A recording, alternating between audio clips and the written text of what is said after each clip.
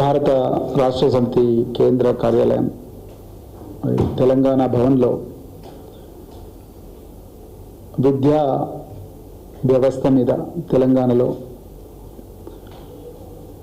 ఒక ప్రత్యేక మీడియా సమావేశానికి విచ్చేసిన మీడియా మిత్రులందరికీ కూడా మరొకసారి నమస్కారం. జై తెలంగాణ. మొట్టమొదట ఒక అరగంట క్రితం అహ్మదాబాద్లో ఒక ఘోర విమాన ప్రమాదం జరిగిందని వార్తలు వస్తున్నాయి. ఆ విమానంలో ఉన్న 242 మంది ప్రయాణికులందరూ కూడా సురక్షితంగా ఉండాలని ఆ భగవంతుణ్ణి ప్రార్థిస్తూ, మరి ఎవరైతే మృతులున్నారో ఎవరైనా మృతులుంటే వాళ్ళ ఆత్మలకు శాంతి కలగాలని ప్రార్థిస్తూ, మరి ఈరోజు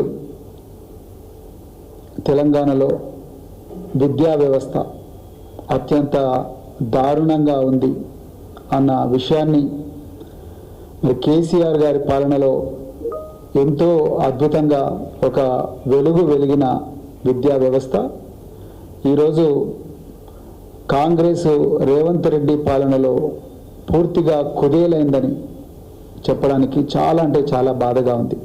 అయితే అంతకన్నా ముందు ఒక విషయం తెలంగాణ ప్రజల దృష్టికి తీసుకురావాలి. మరి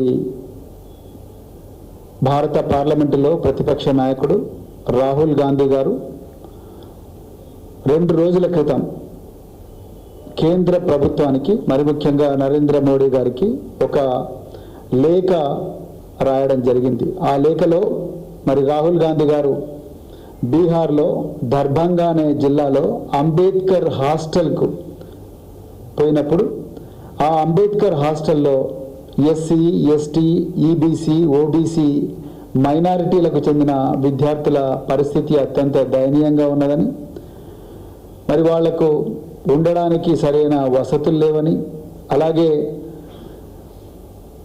టాయిలెట్ల పరిస్థితి అత్యంత ఘోరంగా ఉందని, తాగడానికి నీళ్లు కూడా సరిగా లేవని, అదేవిధంగా ప్రాపర్ మెస్ ఫెసిలిటీస్ కూడా లేవని, అలాగే లైబ్రరీలకు బుక్కులు లేవని, అలాగే ఇంటర్నెట్ సదుపాయం కూడా లేదని, అలాగే విద్యార్థులకు రావాల్సిన